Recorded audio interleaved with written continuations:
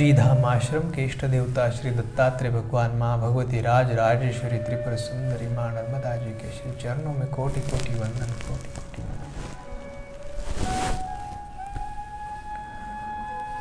तापत्रयाग्नि तप्ता नाम अशांत प्राणि नाम भुवि गुरुरेव प्रागंगा तस्मै श्री गुरुवे नमः।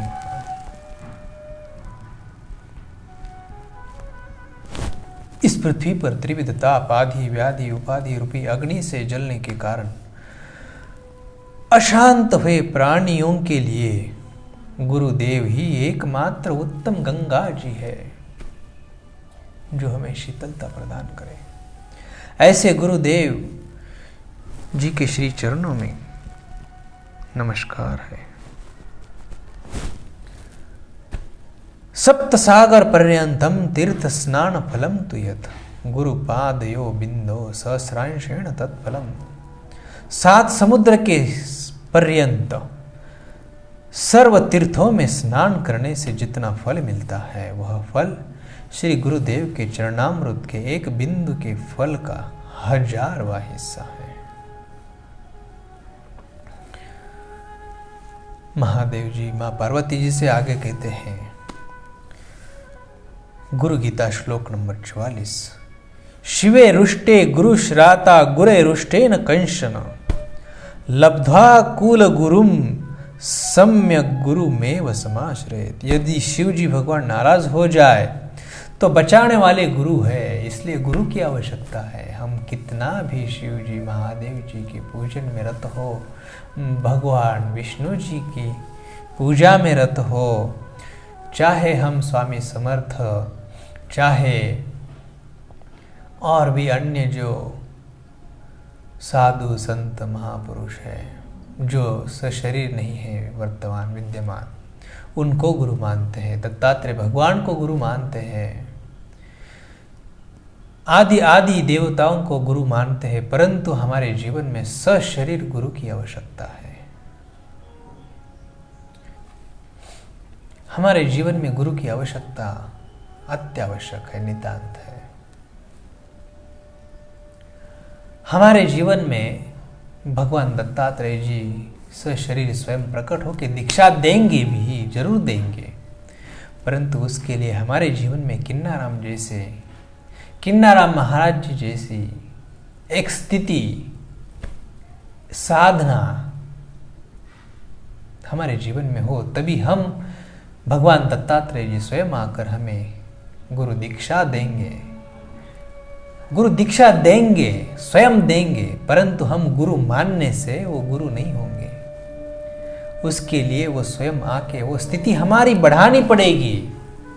भगवान विष्णु हमें दीक्षा देंगे, कब देंगे? जब हमारी वो स्थिति बनेगी। मानने से नहीं होगा। कितना भी शिव पूजा में रत हो, कितना भी विष्णु पूजा में रत हो, कितना भी किसी अन्य देवी देवताओं में रत हो,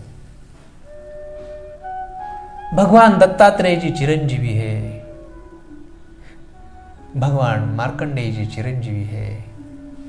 इनकी भक्ति आराधना करने मात्र से आपको वो स्वयं आकर दीक्षा दे देंगे, परंतु उसके लिए हमारी स्थिति उतनी ऊंची हो, उतनी बड़ी हो। तो हमारे जीवन में महादेव जी कहते हैं मां पार्वती को, शिवे रुष्टे गुरु श्राता गुरे रुष्टे न कश्चन लब्ध्वा कुल गुरुम सम्यक गुरु में समाश्रयेत। यदि शिव जी नाराज हो जाए तो बचाने वाले गुरुदेव है, किंतु गुरुदेव नाराज हो जाए तो बचाने वाले कोई नहीं है। अतः गुरुदेव को संप्राप्त करके सदा ही उनकी शरण लेनी चाहिए, सदा ही गुरु की शरण लेनी चाहिए। गुकारम च गुणातीतम रुकारम रूप वर्जितम गुणातीतम रूपम चयो दध्यात् स गुरु स्मृतः। गुरु शब्द का गु अक्षर गुणातीत अर्थ का बोधक है और रू अक्षर रूपातीत स्थिति का बोधक है। इन दोनों गुणातीत और रूपातीत स्थितियों में जो देते हैं उनको गुरु कहते हैं। गुरु किसे कहते हैं? जो गुणातीत और रूपातीत इन दोनों स्थितियों को जो देते हैं उनको गुरु कहते हैं। गुणातीत का अर्थ तीनों गुणों से रहित, उन तीनों रज तम और सत्व गुण, इन तीनों गुणों से जो पार है, ऐसे गुणातीत गुरु। रूपातीत, रूप से अतीत, उस स्थिति से भी पार हो चुके ऐसे रूपातीत गुरु। ऐसी गुरु की व्याख्या इसके अंदर की गई है। ऐसे गुह्य अति ज्ञान गुरु गीता में बहुत दिए हुए हैं। हमें हर दिन गुरु की भक्ति श्रद्धापूर्वक, निष्ठापूर्वक, गुरु से एक निष्ठ रहना आवश्यक है। समस्त देवी देवताओं की शक्तियां, सिद्धियां सब गुरु के चरणों में नतमस्तक है। ये बात जो है बहुत ऊंची है। समस्त देवी देवताएं, उनके अंदर जितनी भी योग्यता है, सिद्धियां हैं, नित्यां हैं, शक्तियां हैं, ये सभी गुरु की श्री चरणों में नतमस्तक है। यह भगवान शिव जी की आज्ञा है। उसका उल्लंघन इस ब्रह्मांड में कोई नहीं कर सकता। सभी देवी देवताओं की शक्तियां, उनकी ऊर्जा एक तराजू में रख दिया जाए और दूसरे तराजू में गुरु को रखा गया, तो भी उन सभी शक्तियों का गुरु के सामने हजारवां हिस्सा भी नहीं है। अगर गुरु 5 मुखी रुद्राक्ष 1 मुखी बोलकर भी अगर शिष्य को पहना दे, तो भी निसंदेह उसको स्वीकार कर लेना चाहिए, उस पर विश्वास रखना चाहिए। इतनी शक्ति गुरु में है। गुरु